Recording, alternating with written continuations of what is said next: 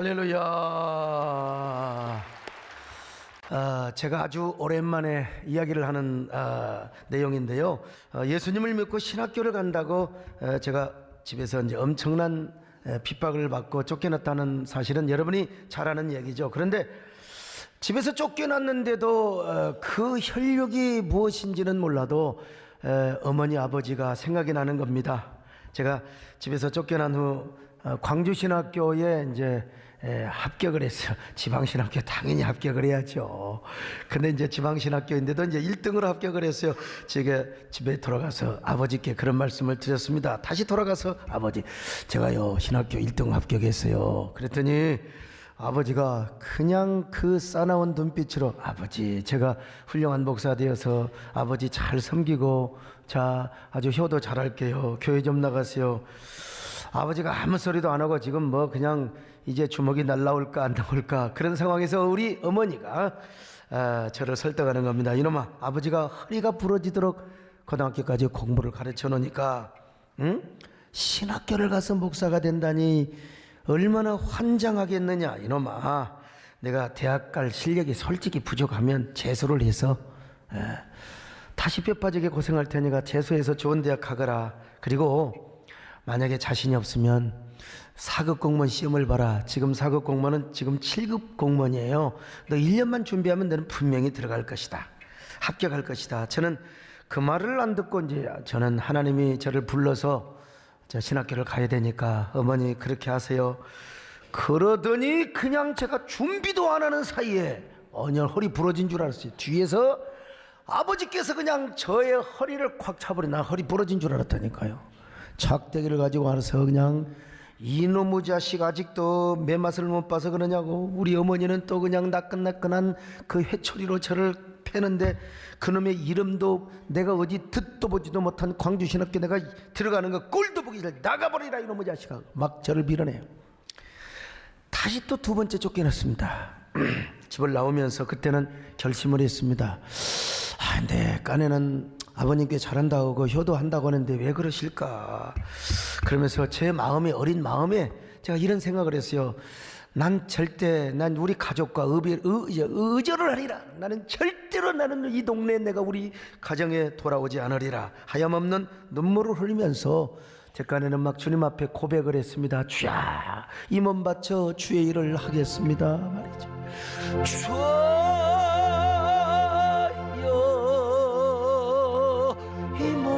저 주의 일을 하렵니다.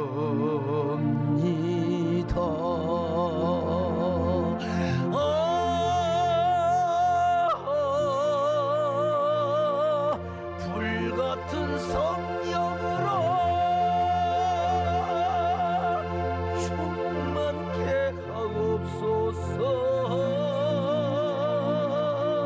고통이 와도 죽음이 와도 내 주만 위에 내가 살리라.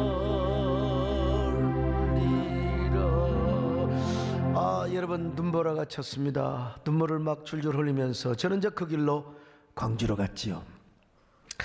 근데 광주신학교를 몇 달도 안 다녔는데 그 해에 5.18 광주 민주항쟁이 일어났어요. 지금이니까 5.18 하지. 여러분, 전쟁통이고 난리통이었어요. 택시 운전사라는 영화 보셨나요? 택시 운전사 거기 보면 완전 전쟁통이 있잖아요. 영화와 거의 여러분 장면이 비슷합니다. 광주는 모든 것으로 전화가 다 끊겼습니다. 일체 연락할 길이 없어요. 그리고 전국으로 나가는 방송에서는 전부 광주 민주화 사건이 빨갱이 폭도들에 의해서 일어난 것이라고 보도가 되었습니다. 그런 방송을 저희 어머니 아버지가 당연히 봤지요. 광주에 연락이 됩니까? 아들은 죽었다고, 영락없이 죽는 것으로 소문이 났습니다.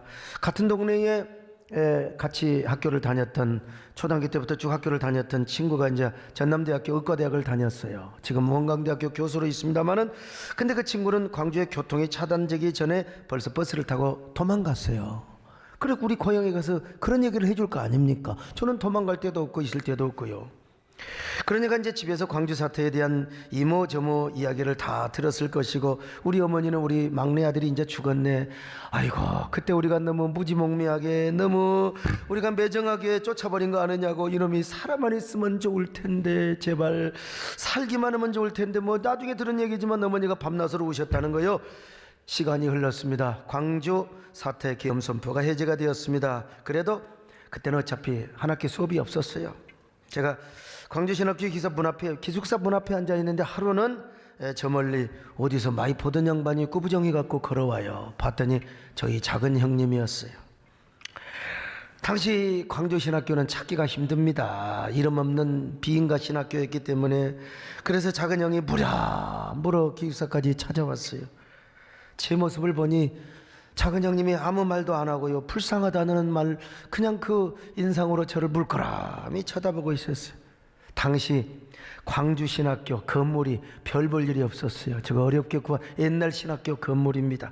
지금 우리 광신학교는 좋은 학교인데요, 남란 기숙사의 모습, 저 건물 건너편에 다시 좀 보여줘 봐요. 저 건너편에 조그마한 건물이 보일 거예요. 그게 바로 지하에서부터 시작한 기숙사입니다. 제가 거기서 살았거든요. 아마 작은 형의 마음속에 이런 생각이 들었을 거예요. 아이, 내 동생이 한때는 교회 다니기 전에 공부 잘했는데, 아무리 교회 비쳐서 공부를 안 했다 하더라도 내 동생이 이런 학교를 다닐 그런 상황은 아닐 텐데. 게다가 굶기를 밥 먹듯 하고 있었으니 얼마나 제 얼굴이 막 수척했겠습니까? 광도보면 쏙 나왔지요. 그러니까 한 말도 안 하다가 처량한 눈빛으로 저를 보는 거예요. 제가 과거에 그랬습니다. 과거에. 그래도 여러분, 저는 지금도 광주신학교 나온 걸 자랑으로 여깁니다. 서울대를 나왔으면 좋았겠지만 못 나왔어도 하나님이 이래봬도 저 학교로 저를 인도하여 주셨고, 저곳에서 올챙이 시절을 제가 겪고 하나님께 훈련받은 거 아닙니까? 저는 무슨 뭐 학력이고 다발이고 뭐 이게 뭐 속일 게 없어요. 그냥 뭐 밑바닥까지 간 사람이니까. 그래서 저는 지금도 모교를 자랑스럽게 생각하고, 지난번에도 우리 모교에 장학금을 보냈지 않습니까? 그런데 당시 우리 작은 형님이 볼 때는 학교가 너무 초라한 거예요. 그래도 동생이 살아있으니까 손을 잡고, 아이고 동생이 살아있었네, 어머니 아버지가 너를 얼마나 보고 싶은 줄 알아, 같이 가서 인사드리자, 어머니 아버지가 기뻐하시겠다고. 내가요 그때는 속이 좁아가지고, 내가 상처가 깊어가지고, 형 나 안 갈 거야, 아무리 그렇다고. 아니, 내가 두 번째 찾아갔을 때 그래도 손이라도 잡아주고 너 열심히 네 길을 가거라 그래야지, 어떻게 나를 그렇게 두들겨 패가지고 쫓아낼 수가 있느냐, 나 안 갈 거야, 형 언제 가? 여러분, 그때 우리 작은 형이 다시 손을 잡고 이야기하는 거예요. 나 그때 생각하면 우리 작은 형이 너무 고마워요. 제가 말했죠. 형, 그러면 내가 며칠 생각해보고 다음에 갈 테니까 형 먼저 가라고. 내가 도저히 오늘은 못 가겠다고. 그랬더니 또 손을 잡고 설득을 하는 겁니다. 동생아, 그러지 말고 지금 나랑 같이 가자니까. 그래야 어머니 아버지가 너 보고 얼마나 반갑고, 혹시라도 네가 돌아오면 어머니 아버지가 교회를 나갈지 어떻게 하느냐. 내가 이 말이 귀가 꽂혔어요. 아이, 교회를 나가실지 어떻게 하느냐는 작은 형의 말소리에 제가 아이 그래 알았다고 따라가. 이 사람이요, 말 한마디가 이러는 겁니다. 말 한마디. 그래서 이제 부모님께 가는데 없는 돈에 뭐 우리 기숙사에 돈 꿔가지고 내가 차표도, 그때부터 저는요 남의 차표 잘 끊어주고, 저는 왜 그런지 몰라 손이 커가지고 꼭 그 어렸을 때 동양아치 오면 그냥 쌀을 푹푹 퍼줬다냐. 그리고 엄마한테 또 맞아 죽어요 그냥. 참 이렇게 손이 크는지 오죽하면 참. 그래서 이제 돈을 꿔가지고 우리 아버지가 뭘 좋아할까, 우리 아버지를 마음을 감동시켜야 되는데, 그래서 소주 여러분 큰 거, 뒷병짜리 큰 거 있잖아요. 대엽짜리 있잖아요. 큰 소주를 제가 이제 사가지고 갑니다. 근데 제 마음이 좀 찝찝해요. 신학생에 술 사간다는 게. 그러나 그래도 여러분, 우리 아버지 마음을 좀이라도 좀 이렇게 좀 감동을 시켜야 될 거 아니겠습니까? 아는 게 아니라 고향에 몇 사람들이 그걸 봤어요. 이제 버스에 내려가지고 이제 가는데, 아이고 저 신학생 집에서 쫓겨까지 나가지고 저것이 살아오긴 살아왔는데 어떻게 저 집에 술을 따 사간다냐, 뭐 수근거렸다고 해요. 괜찮아, 그냥 뭐 내가 하나님이 아시지 뭐. 여러분 이해하시죠? 우리 아버지 가서 내가 뭐 뭐 소주는요 그렇지만 지금 같으면 나 와인 사갖고 갔을 텐데 그래가지고 이제 술 사갖고 간 데다가 또 작은 형 따라서 내 집인데 내가 자라서 내가 나서 자란 집인데 왜 그렇게 집에 들어가는 게 어색한지 몰라요. 그래도 갔습니다. 작은 형이 있으니까 손잡고 따라갔어. 집에 가니까 우리 어머니가 마당으로 와가지고 제 얼굴을 만지면서 우리 막내 아들이 안 죽고 살아왔는데 우리 막둥이가 살아왔어. 아이고 하나님 얘기를 자기가 하시더라고요. 하나님 얘기를 자기가 하시는 거예요. 막 우셔요. 근데요 저희 아버지는 감정 표현이 없으세요. 왜 남자들은 그런지 모르겠어요. 안 죽고 살아왔구만. 너 왔냐? 아유, 제가 아버지 방에 들어가시죠. 저는 이렇게 양방 교육을 잘 받아서 꼭 어디 갔다 오면 부모님께 큰절을 했거든요. 아버지, 제가 아버님이 그렇게 좋아하는 술을 사왔습니다. 아버지 절 받으십시오. 근데 말이죠, 어머니가 손잡고 얼굴을 만지고 우는데요. 아유, 어머니 막 따끈따끈한 해초리 때리는 게 생각이 나가지고 눈물이 안 나더라고. 이렇게 때릴 때는 언제고 말이야. 이렇게 겉다르고 속다르다고. 근데 여러분, 우리 아버지께 참 아버지 절 받으십시오. 그리고 술 한잔 드시고 이제 교회 나가십시오. 교회 좀 나가시면 좋겠습니다. 근데 왜 그렇게 눈물이 납니까? 그냥 아버지 앞에 엎드려서 그냥 울었어요. 그 아버지가 그렇더만 보니까 참. 그러면서 이제 이런 노래를 부르는 겁니다 말이요. 사랑하는 내 아버지 예수를 믿어요.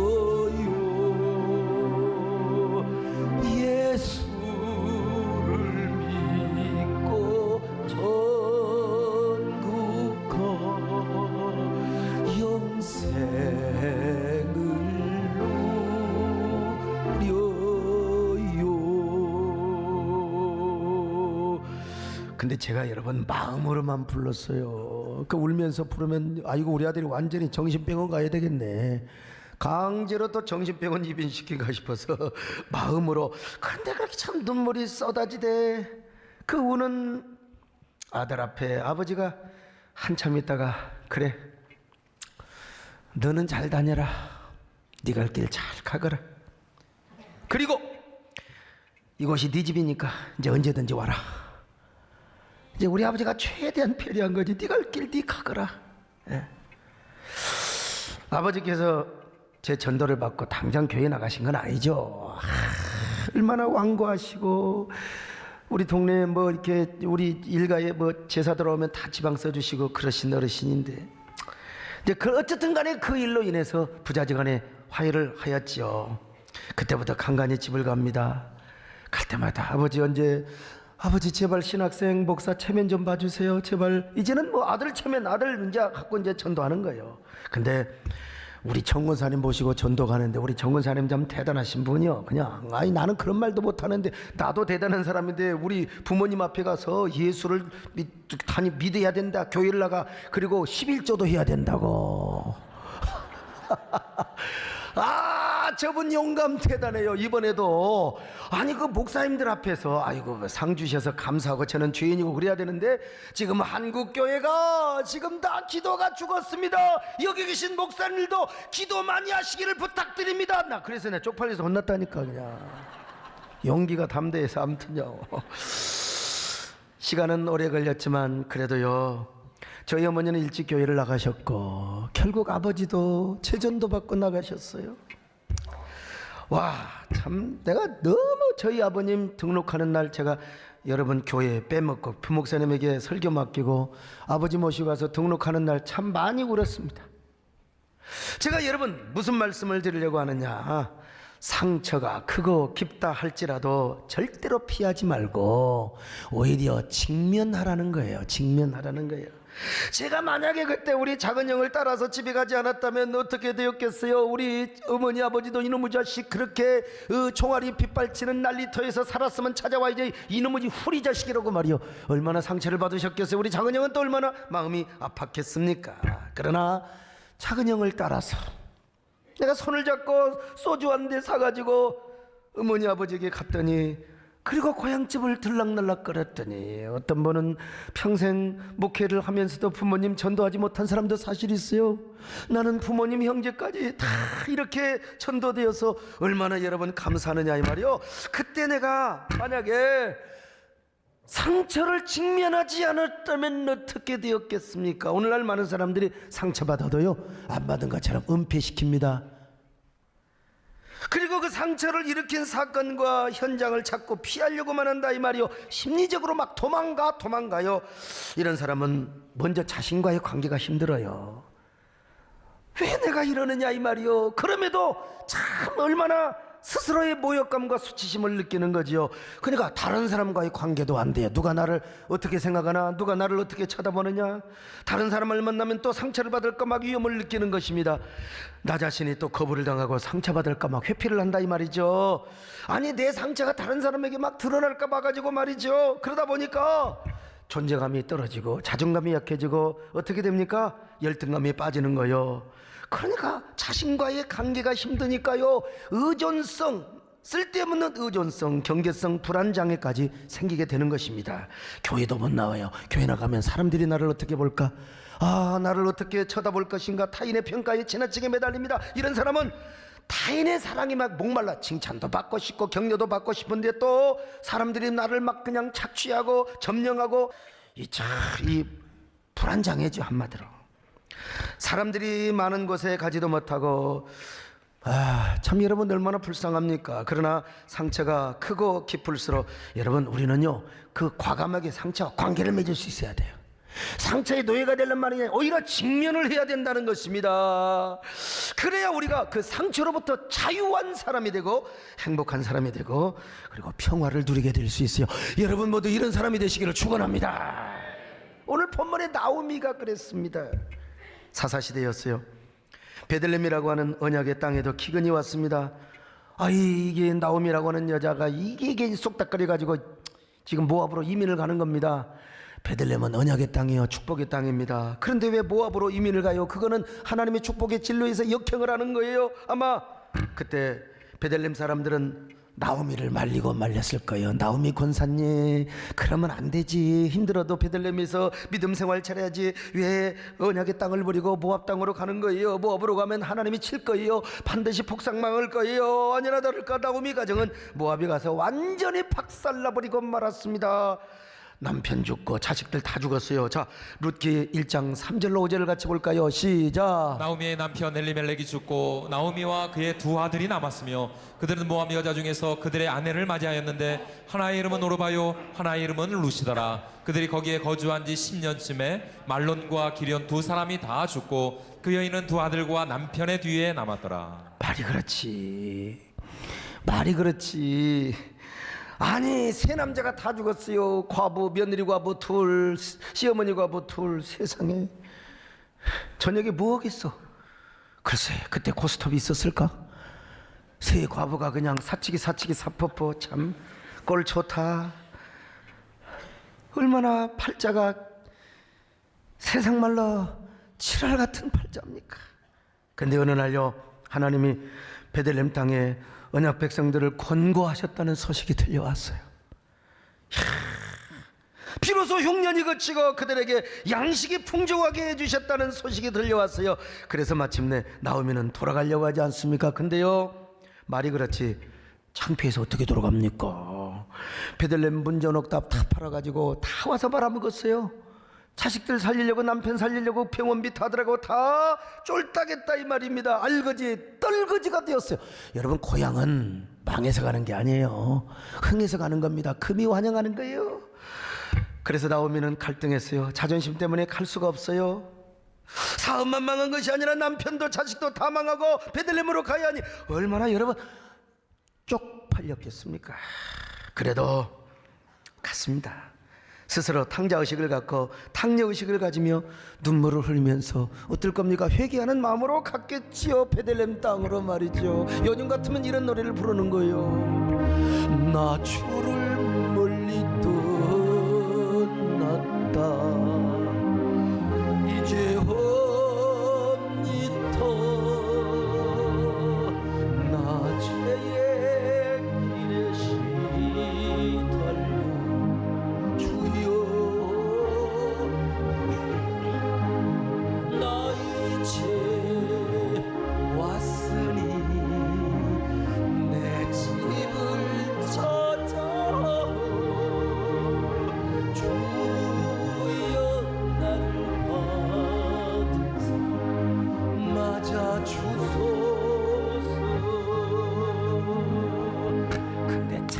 희한한 게요, 진짜 역전 드라마가 열립니다. 그렇게 쪽팔리게 노래를 부르며 창피해가지고 베들레헴에 오는데 막 사람들이요, 베들레헴 사람들이 다 와가지고 말이요 막 환영을 하는 거요. 나오미 웰컴 웰컴. 영어 알아듣는 사람이 하나도 없는 것 같아요. 세상에 나오미가 자기를 반겨주는 사람들 얼마나 미안하고 그랬겠어요. 그래서 뭐라고 말한 줄 아세요? 여러분, 저를 나오미라고 부르지 마세요. 나오미란 뜻이 뭔 말인 줄 아세요? 기쁨이란 말이요. 희열. 정말 주님은 나의 희열이고 기쁨입니다. 이름이 얼마나 좋아요. 근데 자기는 나오미라고 부르지 말라는 거예요. 자기를 마라라고 부르라는 거예요. 마라는 뭐냐? 고통이나 괴로움이란 말 아니겠습니까? 아무리 생각해봐도 나는 나오미 이름값을 못했다는 것입니다. 여보시오들, 전능자 하나님이 나를 괴롭게 하였습니다. 하나님이 나를 쳤습니다. 난 그래서 괴롭습니다. 난 괴로워요. 그러니 나를 마라라고 부르지 마세요. 나는 완전 걸레가 됐어요. 하나님이 그냥 찢은 게 아니라 나는 완전히 똥걸레처럼 찢겨졌어요.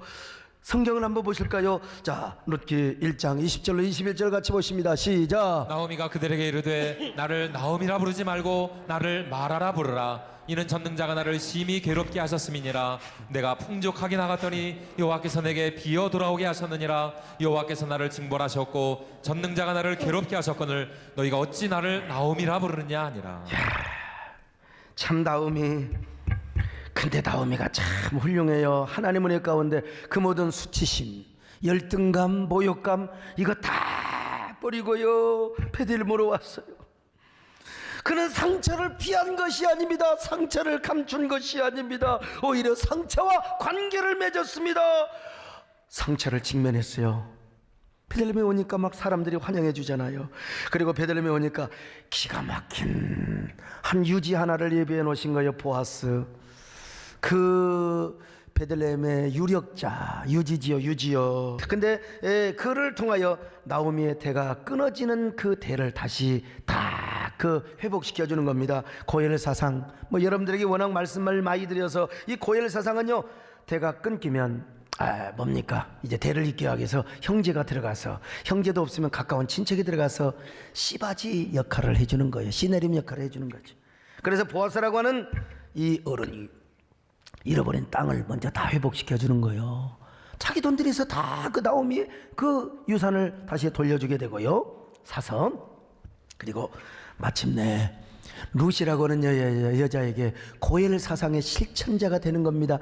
그래가지고 말이죠, 참 이 나오미가 열등감과 모멸감, 편협적인 생각을 다 내려놓고 상처를 직면하고 현장으로 가니까 여러분, 그는 얼마나 큰 역전의 축복을 받았는지 모릅니다. 거기 가면 나는 진짜 쪽팔려서 못 산다. 난 모욕감 때문에 나는 살아갈 수가 없다. 그러나 여러분, 그 하나님의 위로와 권고하심, 보상의 축복이 있을 거라고 믿었기 때문에, 하나님의 역전의 축복이 있을 것이라고 믿었기 때문에 그녀는 베들레헴에 갔던 거예요.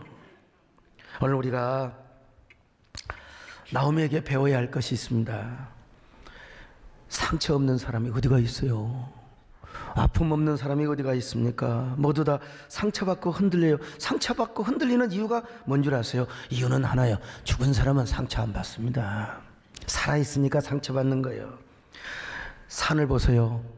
죽어 쓰러져 있는 나무, 고목나무는 바람이 불어도 흔들리지도 않아요. 그냥 눈이 와도 떨지도 않아. 여러분, 시들어 있는 꽃이요, 그건 찬소리가 아침에 내려도 전혀 떨지도 않습니다. 살아있는 꽃잎만이 바람에 흔들리고. 그래, 도종환 시인은 흔들리지 않고 피는 꽃이 어디 있으랴. 그거 내가 쓰려고 먼저 써가지고 참. 우리가 살아있기 때문에 그런 겁니다요. 살아있으니까 상처도 받고 흔들리는 것입니다. 문제는 우리가 상처를 수용하지 않고 자꾸 상처를 피하려고만 하는 겁니다. 아니요, 괜찮아요, 그래 놓고 막 뒤에서 그냥 얼마나 백바이팅을 하고 말이죠. 이게 자꾸 상처를 은폐하며 기피하려고 하는 겁니다. 그러나 그럴수록 우리는 상처를 직면할 수 있어야 됩니다. 오히려 상처와 관계하고 상처의 상황을 돌파해야 돼요. 아픈 상처, 그리고 이 깊은 상처가 오면 올수록 오히려 우리가 적극적으로 직면하고 돌파하며 오히려 관계하고 그 상처를 해결할 수 있어야 됩니다. 여러분, 이 교회 안에도 여러분 상처받아요. 주회종한테도 받고 교역자한테도 받고 서로 자기들끼리 도토리 기저귀 하다가 여러분, 그래서 아이 나 네 비계실에서 교회 안 나온다, 이런 사람들이 있습니다. 그리고 이런 사람들이 교회 나가서 안티가 되고 참 불쌍하지요. 오늘 여러분들은 상처받는 사람을 절대 나만 상처를 치유하려고 하지 마시고 상처받는 사람 손 내밀어 주세요. 손 잡아 주세요. 오늘 여러분 나오면은요, 안 그랬어요? 잠시 내가 언약의 땅을 떠나서 삼체나 엄청난 상처를 받았지만 다시 언약의 땅으로 돌아왔어요. 축복의 땅으로, 그리고 사명의 자리로 돌아왔습니다.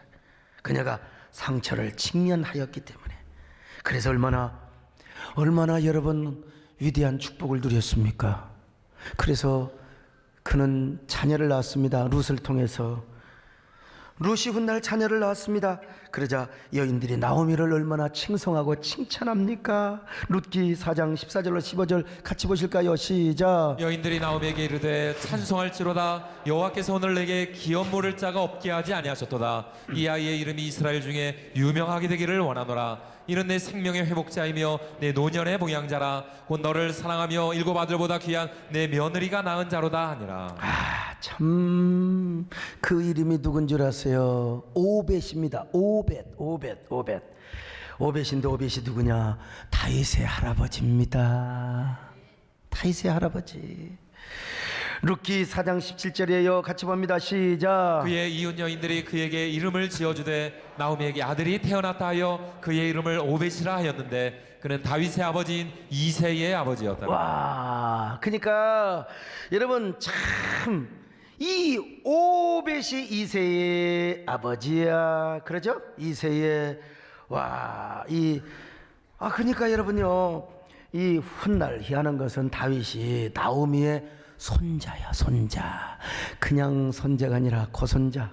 룻이 이제 증조 할아버지라고 하면, 그러니까 여러분 이 나오미와 다윗을 한번 연관을 해서 한번 이 융합을 해볼 필요가 있어요. 이 스토리에. 다윗은 어떤 사람이냐? 다윗도요, 깊은 상처를 경험한 사람이요. 이 땅에 상처 없는 사람은 없어요. 다윗이가 광야에서 연단을 받은 시절이 있었잖아요. 사울이 다윗을 잡아 죽이려고 하니까 다윗이가 막 유다 광야로 피합니다. 근데 어느 날 저 깊은 골짜기, 저 십황무지라고 하는 그 골짜기로 가서 숨었습니다. 그리고 저 하길레산 숲 요새에 숨어 있었는데, 그때 그 십광야에 사는 사람들을 뭐라고 하냐면 성경에 십사람이라고 기록되어 있어요. 예. 자, 이 십사람들이 다윗이가 거기에 숨어 있다고 사울에게 가서 정보를 준 거예요. 고발을 한 겁니다. 그러자 사울이 군사 3,000명을 거느리고 다윗을 잡으려고 도간에 든 쥐처럼 포위를 했어요. 그때 다윗이가 십사람에게 얼마나 상처를 받았겠습니까? 이제 그 일라 사람들과 이웃 사촌인데, 아유, 저것들 의리도 없는 놈들 내가 어려울 때 구해줬더니 세상에 은혜를 뭘로 갚아? 저런 십사람들 같으니라고.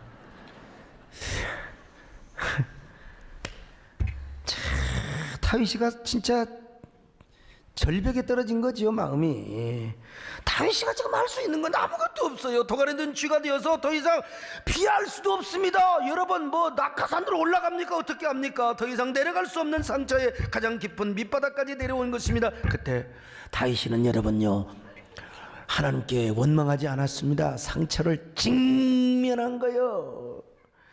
무엇보다도 하나님을 붙잡았습니다. 하나님의 절대 주권을 믿었습니다. 그래서 이 순간에도 나는 포기하지 않는다. 난 하나님을 사랑한다. 하나님을 붙잡는다. 그리고 하나님만이 자기의 생명을 지켜준다고 믿었습니다. 아무리 사울이 자기를 죽이려고 하고 아무리 자기를 에워싸고 있다 할지라도 하나님이 허락해 주지 않으면 나는 죽지 않는다 믿었어요. 하나님이 자기를 잡아주고 도와주는 한. 그래서 그는요, 가장 깊은 상처의 밑바닥에서 오히려 하나님 앞에 감사와 찬양, 노래를 부르며 다 큰 죄를 하나님께 드리는 것입니다. 시편 54편 6절입니다. 같이 볼까요? 시작. 내가 낙헌제로 주께 제사리이다. 여호와여 주의 이름에 감사오리니 주의 이름이 선하심이니이다. 여러분, 이 시를 언제 썼냐? 지금 십황무지에서 사울왕의 군대에 완전히 포위가 된 상태에서 그 환경에서 시를 썼어요. 그때 하나님 앞에 뭐라고 고백합니까? 하나님, 저는 낙한 죄를 드리겠습니다. 이때 다윗이가 얼마나 절망했겠어요. 얼마나 상처가 컸겠어요. 그러나 그런 상황에서도 하나님께 낙한 죄를 드리겠다는 겁니다. 낙한 죄가 뭐예요? 자원죄. 이 기쁨을 주체할 수가 없습니다. 사람의 마음이 너무나 기뻐서 막 환장할 정도, 이때 드리는 걸 낙한 죄예요. 낙한 죄. 하나님이 구해 주시면 제가 사는 것이고, 하나님이 구원해 주지 않으면 제가 죽는 것입니다. 그러나 저는 죽기 전에 하나님께 예배나 드리고 죽겠습니다. 죽을 바에 차라리 낙한 죄나 드리고 죽겠습니다. 이래도 죽고 저래도 죽을 바에야 저 하나님 사랑하겠습니다. 난 죽는 그날까지도 하나님 원망하지 않겠습니다. 하나님을 더 사랑하겠습니다. 여러분, 내가 지금 다윗이 되어서 여러분 앞에 고백하는 거, 이게 설교자 이중 시점이라고 하는 겁니다. 여러분, 하나님, 지금 제가 받은 이 상처와 아픔을 하나님이 더 잘하지 않습니까? 하나님, 저는 상처를 직면한 하나님을 더 사랑하겠습니다. 나 하나님 더 사랑하겠습니다. 죽더라도 오늘 우리로 말하면 예배드리고 죽겠습니다. 난 감사헌금하고 죽겠습니다. 11조하고 죽겠습니다. 주일 성수하고 죽겠습니다. 하나님, 나의 힘이 되신 여호와여, 내가 주님을 사랑합니다. 내가 주님을 사랑합니다. 여러분, 이것이 다윗의 고백이요, 여러분의 고백이 될 수 있기를 바랍니다. 나의 힘이 되신 여호와여, 내가 주님을 사랑합니다. 주는 너의 반석이시며 나의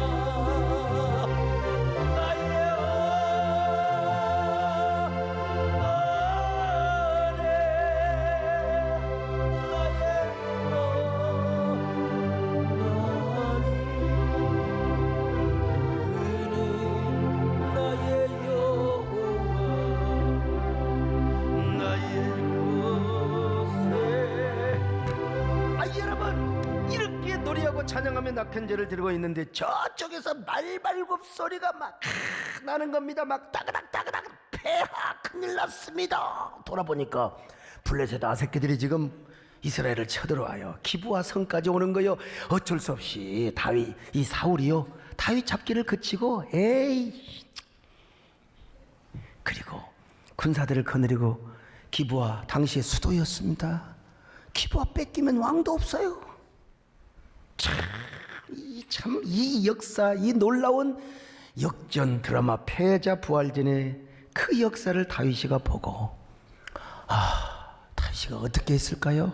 나도 몰라요. 아무튼 하기르산 언덕에서 저 사울이, 그리고 10사람들, 그리고 군사들을 바라보면서 다윗이가 하나님께 찬양을 했겠죠. 여러분, 사무엘상 23장 27절로 28절을 같이 봅니다. 시작. 전령이 사울에게 와서 이르되 급히 오소서 블레셋 사람들이 땅을 침노하나이다. 이에 사울이 다윗 뒤쪽 길을 그치고 돌아와 블레셋 사람들을 치러 갔으므로 그것을 셀라하마 누곳이라 칭하니라.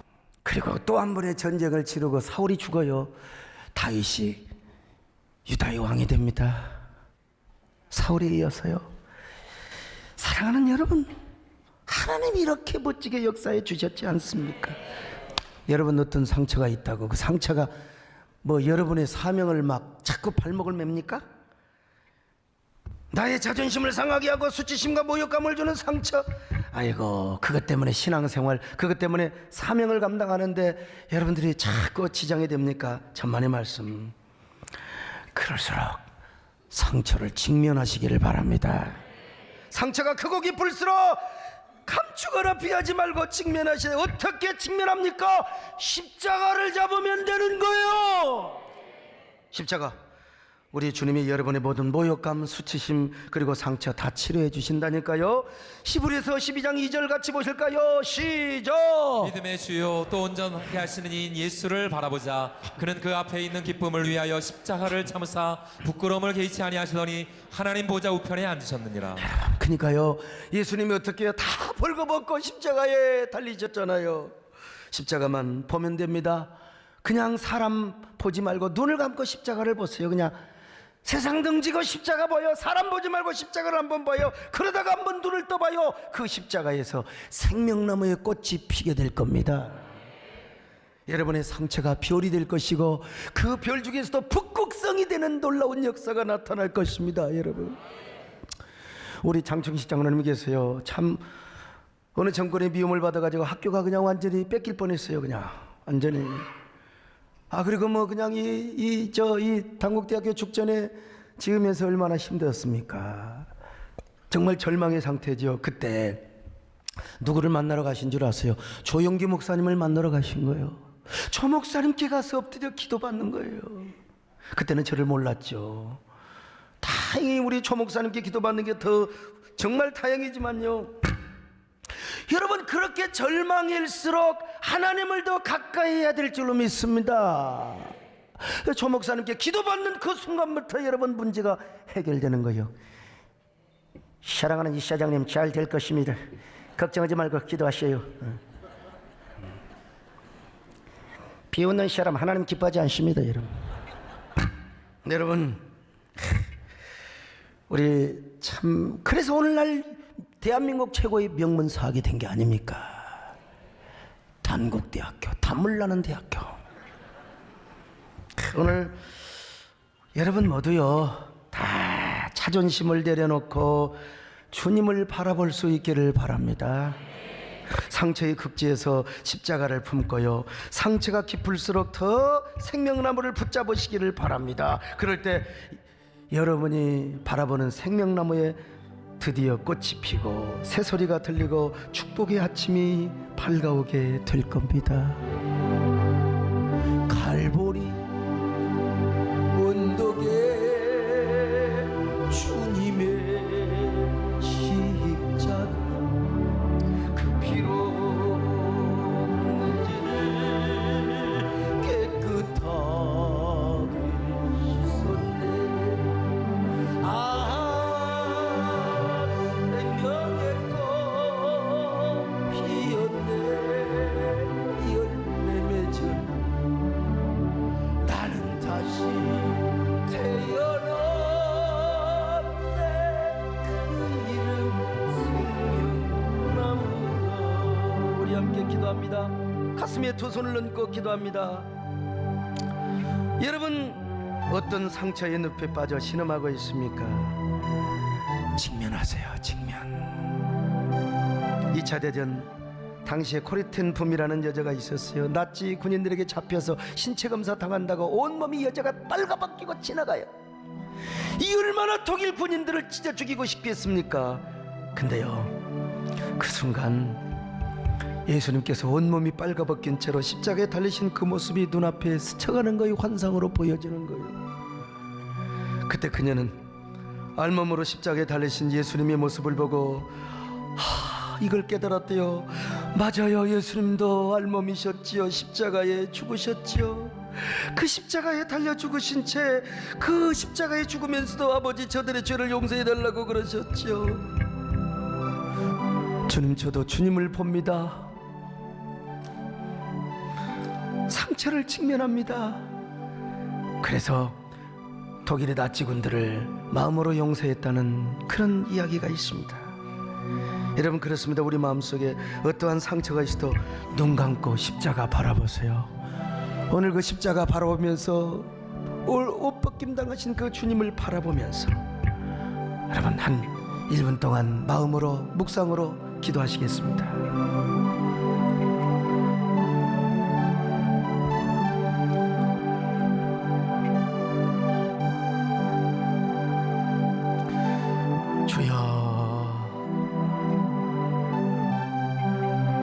알몸이신 주님을 보게 하여 주옵소서. 그 십자가를 보게 하옵소서. 그리고 상처를 직면하며 나가게 하옵소서.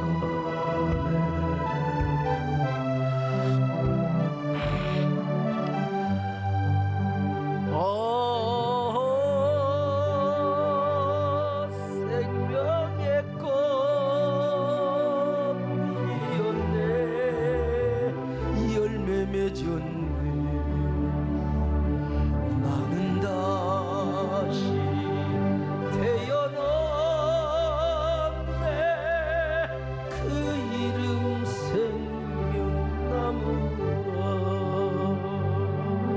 하나님, 상처 속에서 꽃이 피어나게 하여 주옵소서. 우리의 눈물을 먹고 생명나무의 꽃이 피어나게 하여 주옵소서. 예수님의 이름으로 기도 올리옵나이다. 아멘.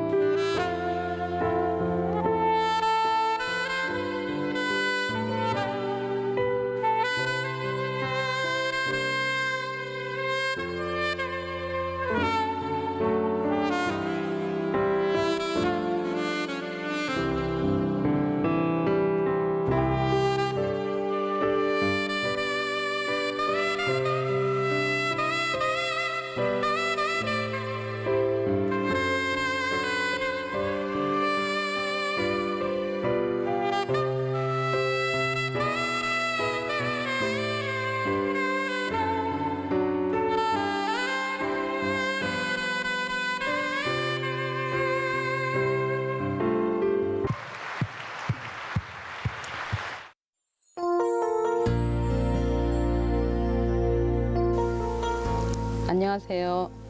이교구 이루경 권사입니다. 새해된 교회를 만나기 전 오랫동안 섬기던 교회를 피치 못할 사정으로 나오게 되면서 제 심령은 메마르고 황폐해졌습니다.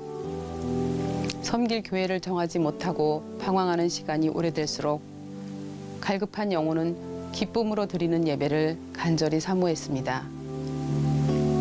내 신앙이 뿌리 내리고 내 가정을 온전히 구원시킬 사명을 감당할 수 있는 교회를 정해달라며 날마다 눈물로 기도를 드릴 수밖에 없었습니다.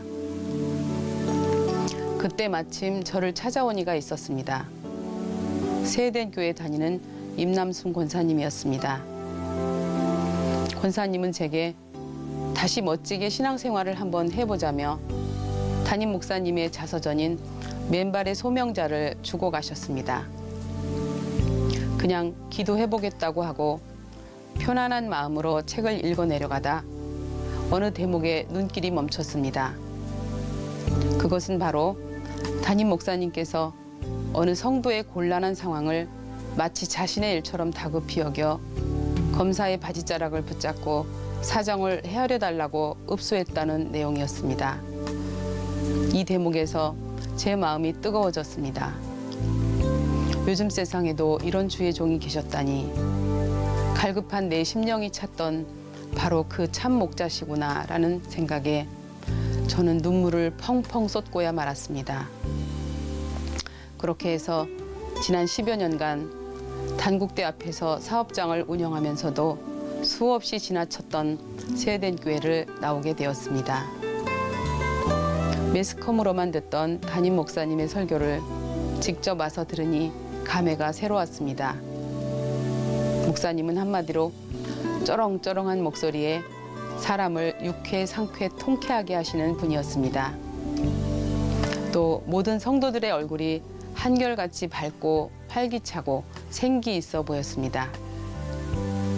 그렇게 목사님의 시원스런 설교를 들으며 저는 서서히 교회 안에 정착해 갔습니다. 그러던 어느 날이었습니다. 세상적으로는 철두철미하지만 신앙적으로는 제게 20여 년의 고난주간을 겪게 한 남편이 놀라운 말을 꺼냈습니다. 나도 당신을 따라 세된 교회에 한번 나가보고 싶다는 것이었습니다. 사실 신자와 불신자가 만나 가정을 이루어 산다는 것은 결코 쉬운 일이 아니었습니다. 믿지 않는 남편과 함께한 시간은 제겐 때론 불 가운데를 또 때로는 물 가운데를 지나는 광야의 시간이었습니다. 그렇게 20여 년의 시간을 인내하고 기도한 끝에 드디어 세된 교회에서 그 강철 같던 남편이 스스로 교회를 나오게 된 것입니다. 남편은 그렇게 주일 예배를 한번 드리더니 목사님의 스케일이 크신 게 내 맘에 쏙 든다며 이 교회에 나도 계속 다니겠다고 하는 것이었습니다. 그렇게 3년여의 시간 동안 우리 교회 안에서 뿌리를 내려가던 중 하나님께서는 저희 가정에 크신 은혜를 베푸셨습니다. 믿지 않는 남편이 함께 예배를 드리는 것도 감사한데 작년 이맘때에는 작은 아들이 서울대 경제학과에 합격하는 놀라운 축복을 허락하셨습니다. 합격 발표가 나던 날 목사님께서는 당신의 아드님이 합격한 것처럼 기뻐하시며 축하의 축하를 거듭하셨습니다. 그런데도 사실 제 마음 한편에는 영적으로 허전한 마음이 있었습니다. 이 많고 많은 사람 중에 담임 목사님은 아마도 우리 가정을 알지 못하실 것만 같다는 생각이 늘 들었습니다. 그래서 교구 목사님께 나는 담임 목사님이 아버지가 아닌 오촌 당숙 같고 교회가 내 집 같지 않고 친척집 같다고 하소연을 했습니다. 그런데 그 다음 주일이었습니다. 설교를 위해 단위에 서신 목사님께서 갑자기 큰 소리로 남편의 이름을 부르며 예배를 왜 오랜만에 나왔냐며 안부를 물으신 것입니다. 이 한마디로 교회에 대해 친척집 같은 마음을 가지고 있던 것이 눈 녹듯 녹아지고 목사님의 성도에 대한 관심과 사랑을 다시 한번 확인했습니다. 올해의 끝자락에 하나님께서는 부족한 저를 중직자로 세워주셨습니다. 그렇게 이제 몇 주 남지 않은 신년 축복 성회가 기대됩니다. 부족한 저를 여기까지 이끄시고 은혜를 베푸신 하나님께서 앞으로 어떤 사명을 제게 맡겨주실지 설레임과 함께 세된 교회의 사명자로서 주의 종과 교회를 위해 중보하는 기도자가 되어 하나님께 영광 돌리는 새해가 되길 기도로 준비하고 있습니다. 이전보다 더 큰 믿음의 능력과 열매로 부어주실 하나님께 모든 영광과 감사를 올려드립니다. 감사합니다.